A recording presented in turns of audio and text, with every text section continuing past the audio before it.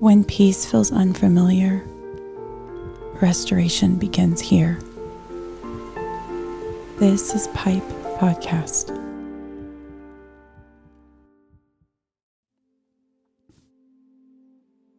Welcome to Pipe Podcast. I'm Kizia, and today I want to talk to you about something that's really hard for me to admit. I think there were seasons where pain became my identity. Not intentionally, but slowly and quietly, pain became the lens I saw everything through. And I also have to be honest about something harder. I definitely weaponized my own pain at times. My pain became a shield, a defense, a way to avoid sitting with the damage, the accountability, or the reality of what my own actions were creating around me. Internally, I felt like I was bleeding out everywhere emotionally. And because of that, even simple things started to feel impossible. Things that would have normally not been hard for me just felt overwhelming. And part of me would think, how could you even ask of that from me right now? Can't you see that I'm just surviving? But pain doesn't erase responsibility. And I'm learning that now in a deeper way. Because there were moments where my tears came too quickly, moments where I immediately moved to hurt and grief or victimization, instead of sitting still long enough to face what I had done too. And that is so uncomfortable to admit. Because yes, there were things done to me that hurt deeply, but somewhere along the way, I also started using my pain as protection from accountability. You did this to me. And sometimes that was true. But sometimes I used my suffering to avoid looking honestly at the ways I was hurting other people too. I think unresolved pain can make us self-focused without realizing it. You become so consumed with your own bleeding that you stop recognizing how much blood is getting on everyone around you too. And honestly, that realization carries grief for me, because I know my pain hurt people. I know my instability hurt people. And there's another part of this I need to be honest about too. There were seasons where pain changed my whole personality. I became so angry sometimes, controlling emotionally, and so judgmental and defensive, and more reactive than ever before. And honestly, I hated parts of myself during that time. Because deep down, I knew that was not who I truly was. Pain started changing the way I saw people, the way I reacted, the way I loved. And underneath all of it, I think I was terrified. Terrified of more loss, terrified of abandonment, and terrified of being hurt again. And fear has a way of hardening people if they stay in it long enough. And one of the hardest parts of all of this for me to admit is what I did to my kids. They really needed me. And emotionally, there were seasons where I just wasn't fully there. Not because I don't love them. God, I love them more than anything. But pain had me trapped inside of myself. And that's the part that still breaks my heart sometimes. Because when pain becomes your identity, you stop living. You start surviving yourself. I think there were seasons where I woke up already emotionally exhausted. Not because something happened that day, but because internally I was carrying years of fear and grief, loss and shame, disappointment, and emotional instability all at once. And eventually, you stop separating yourself from the pain. You don't say, I'm struggling. Instead, you start believing, this is just who I am.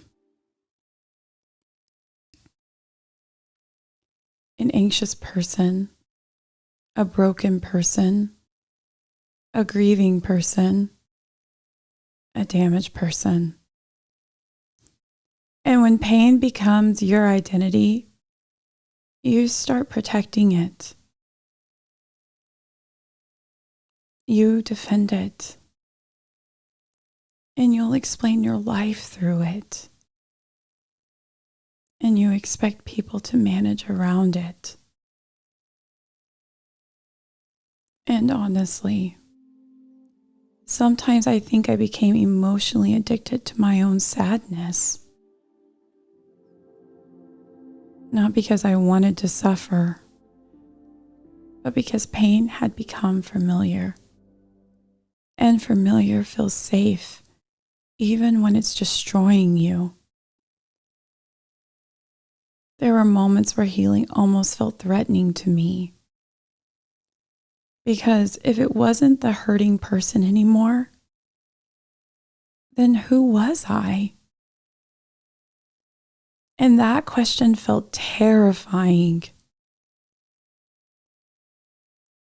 Because pain had shaped how I saw relationships, how I saw myself, how I parented, how I reacted emotionally, how I interpreted love.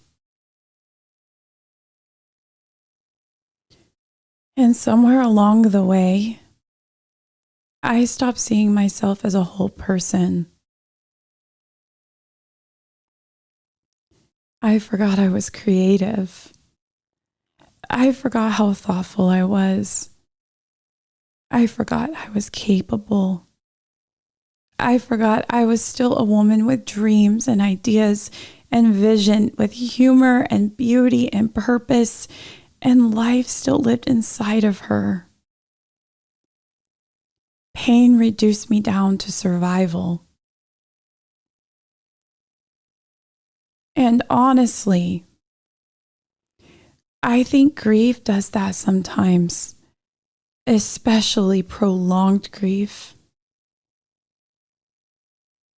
Not just grieving people, but grieving the version of your life you thought you would have.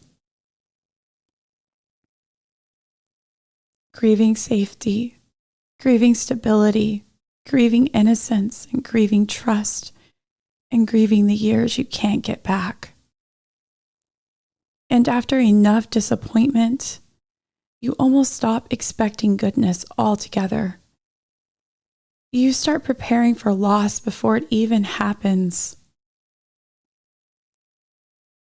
And honestly, one of the hardest things for me to accept is that some of the things I lost may never come back. Some relationships may never fully heal. Some years can never be relived. Some memories still ache when I think about them. And healing has looked like learning just to sit with that reality without letting it destroy me. Because acceptance is not hopelessness. Acceptance is honesty. And honestly, I think for a long time, I believed if I stayed hurt enough and grieved enough or carried enough guilt, maybe somehow I could undo what was already done. But pain cannot rewrite the past. It can only consume the present if we let it. And lately, God has been showing me something gently. Healing is not pretending the pain never happened. Healing is learning that pain is not all that you are. And honestly, that realization has been so emotional for me. Because I can look back now and admit, yes, I was hurt deeply, but I also hurt people deeply. And both things can be true at the same time.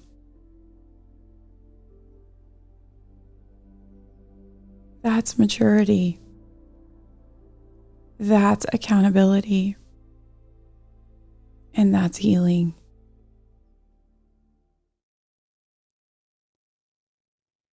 And I think for a long time, I was waiting for everybody else to change first.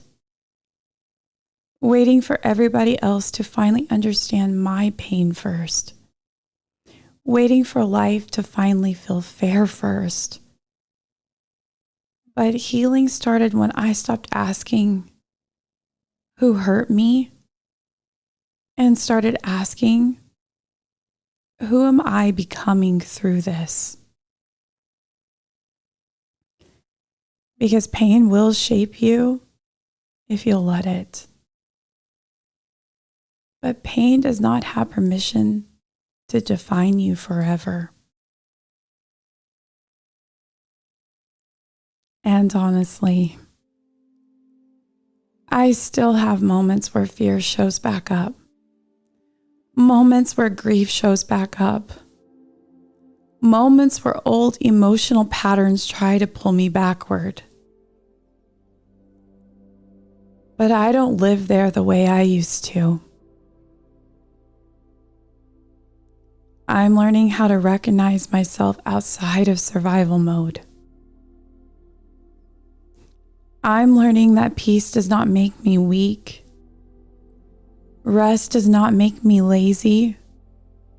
Stability does not make my life empty. And maybe most importantly, I'm learning that I do not have to earn love through suffering. God never asked me to destroy myself to prove my worth. And honestly, that truth alone is changing me slowly.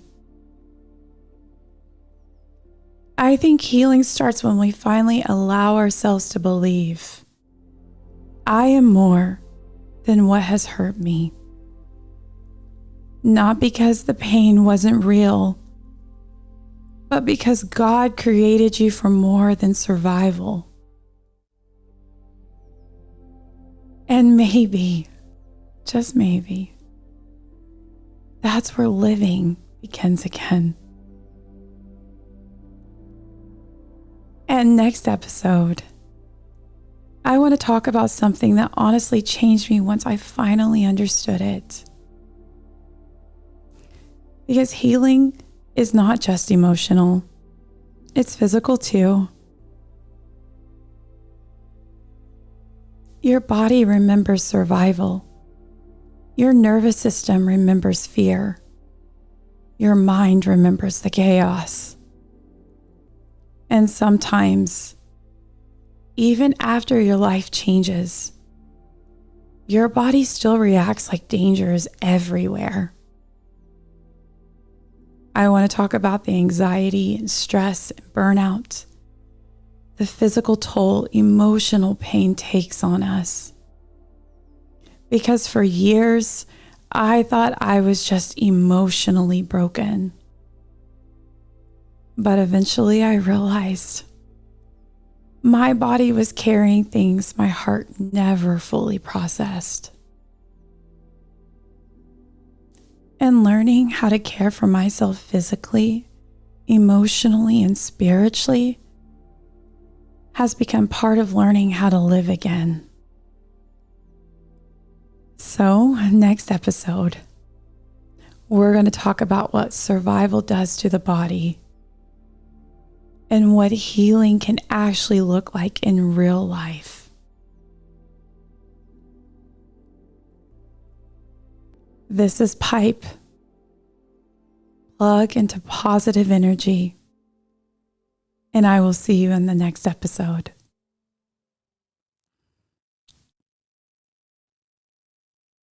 Thank you for sitting with us today, where restoration begins.